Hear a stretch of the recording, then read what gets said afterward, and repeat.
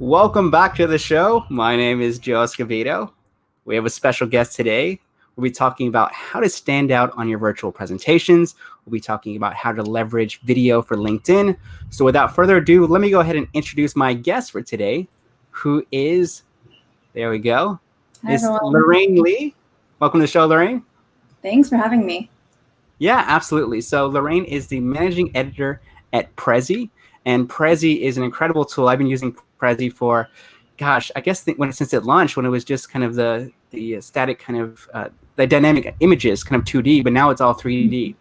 And so Yeah, obviously, I love the platform. I'm using it for my online courses, and I'm so grateful for you and the team for introducing me to such a wonderful platform.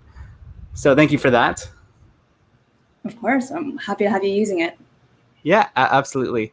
So, like I said, you do a lot of virtual presentations at Prezi. You guys enable people to create visual presentations. So, I would love to hear what are some of your tips and tactics for really standing out on virtual presentations. Yeah, so I think where I can start off is just talking a little bit about what I do at Prezi. So as Joe mentioned, I'm the managing editor, and what that means is I'm helping people to give better, more dynamic virtual presentations without the need for screen sharing. So what that means put into practice is that my team works with keynote speakers and influencers and thought leaders like yourself, Joe, to help them create, record, and live stream really great Prezi video content, which my team then typically curates and features to our millions of users to educate and inspire them for their own virtual presentations. So when it comes to virtual presentations, I like to give 3 tips for those who are just starting off. So I'll dive into my Prezi video here.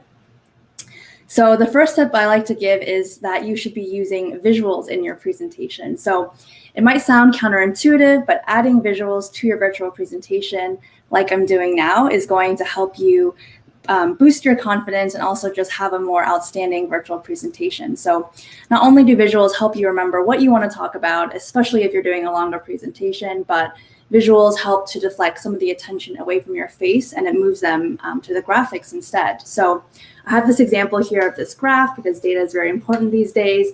And you can see this graph is at half opacity here. So I can interact with the content a little bit more if I'm talking about a trend here. And this way, the focus is not always on my face, but I'm still the authority by talking about the content and walking my audience through it. And you can see here by having the content on screen here with me, you kind of get rid of that, the thumbnail image when you do screen share. So this is a really nice way to keep your audience engaged and also just stand out from the crowd.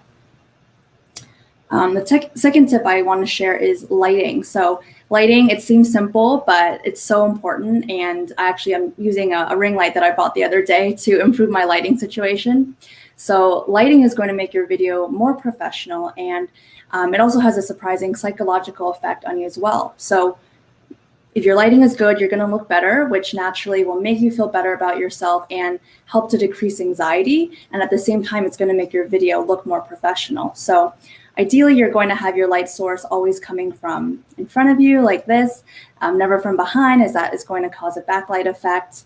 And ideally, you have a window somewhere in front of you. So you're actually getting natural light coming in from the front. So this is really important, and I think a lot of people forget it, but this is key to having a good virtual presentation. And then the third tip I want to share is to focus on your background. So a clean background like Peter and Jessica have here usually works best so that you and your visuals don't get lost, and so that people also don't get distracted by what's going on behind you. But this isn't a hard and fast rule, and I've seen so many virtual presentations at this point now, and people get really creative with it. So as you get more comfortable, there is a lot of room to get creative with backgrounds outdoors, for example. So this is a presentation that the NPR podcaster Guy Raz did here. You can see he's outdoors. He's getting all that natural light I mentioned earlier, and his presentation looks great. So lots of room to be creative there. But I think for people who are just starting off and maybe less comfortable, try to aim for a clean background behind you. So I'd say those are my top 3 tips for people just getting started and trying to reach that next level, Joe. Awesome. I think your sound cut out. Yeah, there we go. I think those are super helpful tips. I think for anyone doing virtual presentations, I think the ring light is something that's been a game changer for me because I kept struggling with the quality of my camera. I was like, this is a decent camera. Why is the quality so poor? I got so frustrated. Yeah. And then I was doing some YouTube review or some YouTube watching, and I found it, a very cheap ring light. I think I got this off of Lazada, which is like the kind of local Amazon here, for like $29. And yeah, I it's think been that's about the price of mine too. Yeah, it's not too yeah, much at all. it's been a huge game changer. So I think that's something a lot of people really underestimate when it comes to the video quality is the lighting. And I think even for me, I have my ring light, and my wife calls it my makeup tutorial light. Yeah, And then I have a window on that side, so I'm kind of lit up from both sides. But I think, yeah, it can be a huge difference. And I think also in terms of the visuals, like I said, Prezi, like I said, I still definitely need to up my game because you are already, way up there. And I see a lot of people who are creating Prezi videos or far more interactive. But I think I've just leveraged it at the very basic level. And I think people really enjoy it in terms of following along with the story, and not having to see this ugly mug, for 20 minutes straight. So it definitely helps kind of distract the audience from what we want to choose. So yeah, like I said, I'm a huge fan of it. I think I've encouraged other people to use it. Yeah. And I think the tips you shared are very, very relevant. Now that people kind of, I guess, have started doing virtual presentations, they've done these 3 tips. Let's say they started recording it and they want to start sharing it across LinkedIn and other channels. What are some of the tips you have for them? Yeah, so I'm at Prezi now, but I was an editor at LinkedIn for 6 years. So I'm going to share some of my tips that I learned while I was an editor there. So the first tip that I want to share with all of you is that when you do share content on LinkedIn, try to share videos specifically. So if you look at your LinkedIn feed, it's going to be saturated with written posts, but there are fewer people doing videos. So this is already automatically just one easy way to stand out. And when you do share your video, share it as a native upload. So what does a native upload mean? It means you're taking the MP4 file of your video and you're clicking, this is on desktop, but you're clicking this video button and you're uploading the MP4 directly to your post. And what this does is that it will start automatically playing the video in people's feeds. So this is more likely to catch their eye and generate more views and engagement. And just a note for anyone who does want to try doing this on LinkedIn, the video maximum limit is 10 minutes. The second tip I want to share, and this is near and dear to my heart since this is something that my team worked on, is that you're ideally sharing content that is relevant and timely. So if you create content around a topic that's trending in the LinkedIn news module, this is what you'll see on desktop in the top right, your posts may get picked up by one of the editors. So if you get featured, you'll notice a huge spike in your followers. And the great thing about this is that even once the story expires, these followers are going to stay your followers. So next time you upload that post or you upload that video, you're going to have all those followers from that time you got featured. And hopefully they engage with it, and then their network sees that they engaged with it, and so on and so on. So you're really creating a nice viral effect with this timely content here. And the last tip that I wanted to share are tips around trying to boost your virality. So using hashtags so your video can be found by more people is really good. So you can follow hashtags on LinkedIn in case you didn't know already. And this one, remote work here, you can see it shows you how many followers follow that hashtag. Hopefully you are also tagging people. So tagging people and companies is a great way to get your content recognized, and hopefully they'll reshare it after the fact. And then lastly, asking questions is really important. So you can see in my post here, I'm asking a question. People want to be invited into the conversation. And sometimes I think a lot of people, they might have something to say, but they don't know what they want to say. So asking that question really helps them get thinking and just shows them that you're inviting them into the conversation. And you can see it here as well. I also used an emoji. So emojis, that was something that I wasn't sure about to use on LinkedIn, but I think, emojis are so prevalent today in our communication, and they help people better understand what you're trying to get across. And they're just a nice way to break up text too and just add a little bit more fun to your post. So I would recommend trying to use those if you haven't yet. Awesome. I think very relevant tips for everyone watching here today. I'm curious about number 2, which is relevant. You talked about, Yes. Keeping it relevant with, obviously LinkedIn has its news, which shows up in the top right-hand corner. If you're doing videos, does the editorial team pick it up as well, or do they primarily focus on text-based posts? It can be both. Yeah, I think it's really about like, is the content good? And so if your content is good as a video or a post, or maybe you have a video and you have a post accompanying the video, like that would probably be ideal. I think, yeah, either one can get picked up. Got it. So you would encourage people to look at what's trending and try to form their own ideas or expand on top of that? Exactly, yeah. Okay. And I'm curious, I know you can't disclose it, but I'm curious in terms of how does the editorial team decide? Is it based on, the amount of engagement that's going on a particular post? What's the kind of metrics they look for? Yeah, it's not necessarily focused on engagement, because I think a lot of times they're tracking the news all the time. So they're constantly updating that module. And so if your post just happens to be one of the first that they see and it doesn't need to have a lot of engagement necessarily, it can get selected. So I think it's kind of a combination of timing, like, is what you're saying relevant? Does it add value? Is it starting conversations? I think another thing that your listeners should keep in mind is that LinkedIn does really value conversations. So as much as you can create those conversations and have comments on your post, that's going to help you just get more visibility on the platform in general. Yeah, no, I think it's an excellent point. I think that's really, for me, the reason I create content is to start these conversations and dialogues and get people thinking. So thank you for that. The third tip was around kind of using different hashtags and emojis. I want to break this up into two different questions. I guess the first question people ask is, what hashtag should I be using? That's a common one I always get in my trainings. Yeah, I think it's hard to say exactly which ones. I wish actually a feature I would want for LinkedIn is when you are typing a post, if you select a hashtag, they show recommended hashtags, but they don't show the number of followers for each hashtag. So that's a product request. But I think in general, if you have a sense of the hashtags that are relevant to your post, you can just type them into the search bar, and then you'll see how many followers that hashtag has. So like remote work, that one I showed has a lot. Maybe like remote work office might be related to what you're talking about, but it probably has fewer than that. So it's a balance between, the number of followers for the hashtag, but also if you are talking about a more niche topic, like having a more specific hashtag will be helpful to getting your content seen by the right people. Yeah, no, it's a very good point. And I always recommend, I'd love to get your thoughts on this, is a combination of generic and specific or owned hashtags. So for example, my hashtag could be a cup of Joe, for example. And I use that in all my posts when I'm doing series like that. So people can follow that hashtag, they can see the latest episodes and things like that. Is that something you recommend as well? I would, yeah. I think it's great if you can kind of own a hashtag on LinkedIn and people know if they go to Cup of Joe, like they'll find your content. So if you can create something like that, or just, again, like reach that niche audience that you're looking for, I think that's great.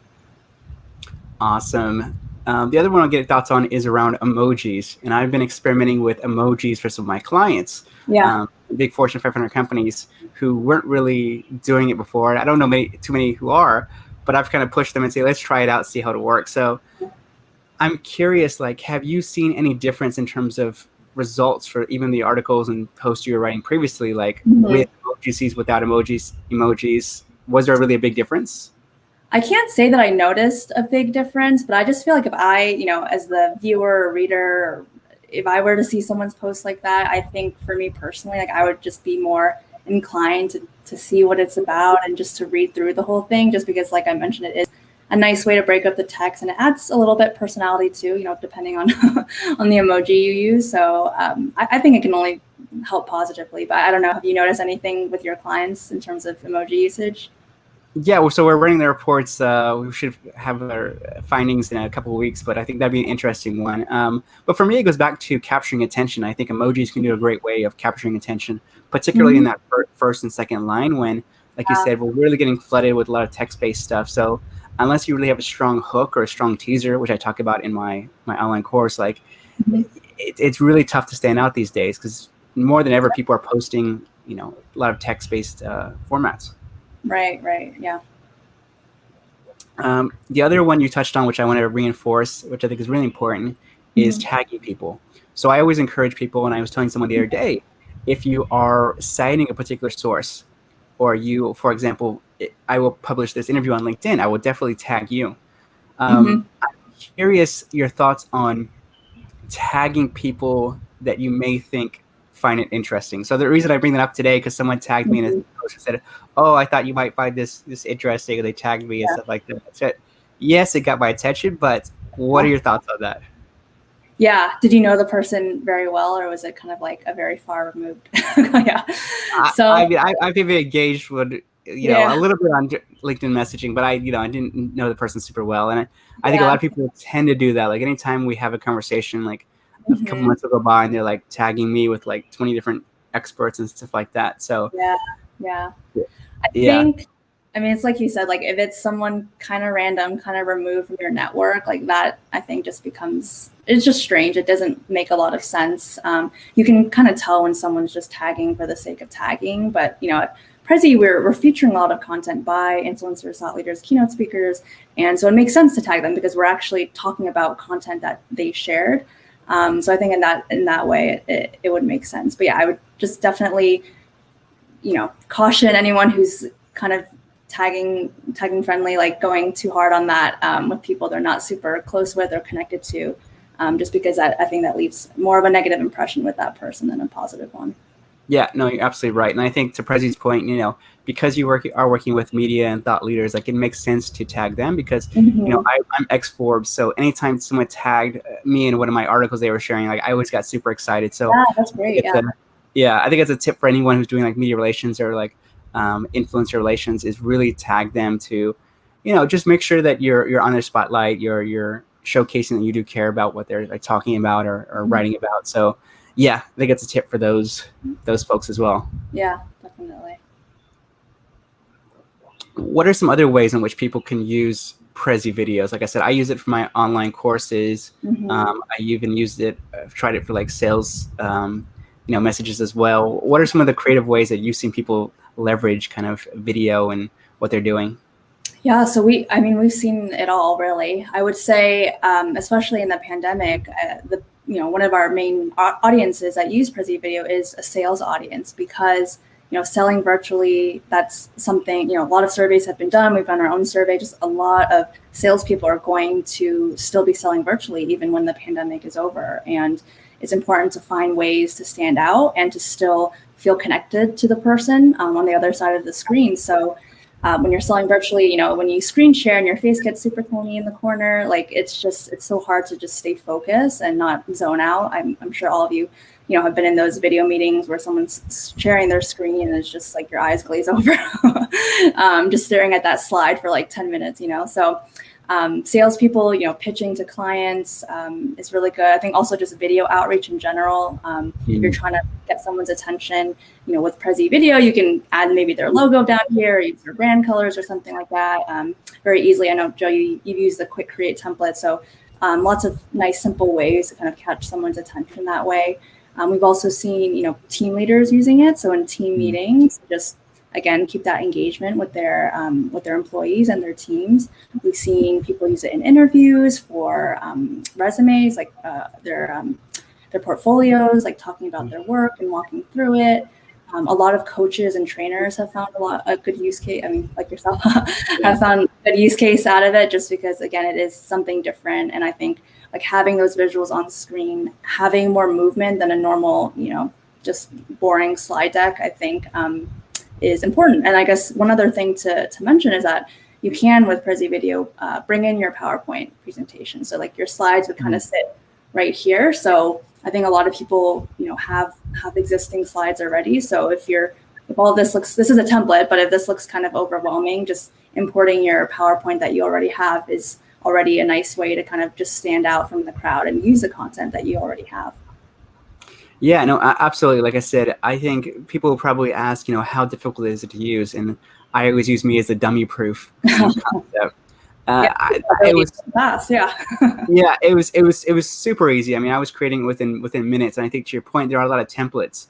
Ideally, I would love to, reach your level where I have like custom graphics and stuff like that. But there's lots of templates you could use, and like it has like beautiful formatting, and then you just add your text and your images to it. So I think that there's a lot of, like you said, use cases for it, and it's also super simple.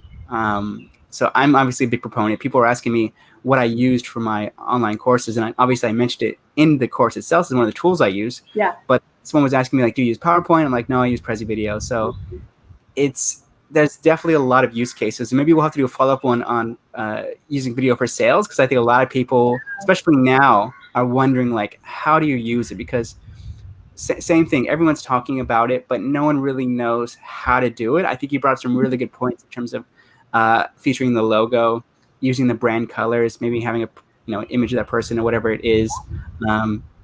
All these things stand out. So I think that might be a good follow-up to do, is like how salespeople can leverage Prezi Video, because like I said, now more than ever, because we're not meeting in person, how do you build that relationship, and how do you kind of showcase who you are in a completely virtual setup? Yeah, and we actually are doing a lot of sales-focused editorial campaigns this year. So for anyone who wants to, visit blog.prezi.com to check out some of that thought leadership around there and sign up for our emails as well. You'll be able to learn something from a lot of different sales experts. LinkedIn top voices in sales and other influencers are participating. So I'm really excited about that. Awesome. I'm going to check that out. Well, Lorraine, thank you so much. I really, really appreciate you coming on the show. I guess last question is, how can people find out more about you and what you're up to? Yeah, so please add me on LinkedIn if you'd like, and you can mention that you saw me on Joe's podcast here. And then I also wanted to offer this to anyone here who's watching today. You can get a free 6-month upgrade, and just mention that you attended this or watched this podcast, and I'd be happy to give you an upgrade. And you can check out all the really cool features of Prezi. There's still a free version if you prefer that, but you'll get a few additional features like the ability to download your MP4 file. You can record in HD, record for longer than 15 minutes, and a bunch of other good stuff. So definitely check it out, and just feel free to reach out to me if you have any other questions. That's another great sales tip right there that I need to learn from you, is having like the promo code at the top. I have one for my course, but I'm terrible at promoting it. So I think, once again, that's a key learning for me, is if you're doing a presentation, like, this could be something, if you're doing a presentation, is like, what is the additional kind of piece you could give to them? So for example, it could be, if you have a tool, maybe it's a 30-day trial or whatever, or an upgrade, or if it's a book or a white paper, like, can you give them that for free, or like a preview of the book? Like, that's something that just popped in my head when you were doing that. Like, I feel like I should do more of, is having that kind of, what's that next step, or what's that additional value you can give to someone beyond that. So we'll definitely include that link so people can check it out and try out Prezi for themselves. Like I said, a lot of really good use cases, and like I said, I'm a big fan. So yeah, you got to check it out. Thanks, Joe, for being such a good supporter. Yeah, no, my pleasure. Well, thank you so much, Lorraine, and thank you guys so much for watching. Really, really appreciate your support. Do feel free to share this with anyone who might find it interesting. A lot of practical tips in there. So thank you guys so much. Stay safe and take care. Bye.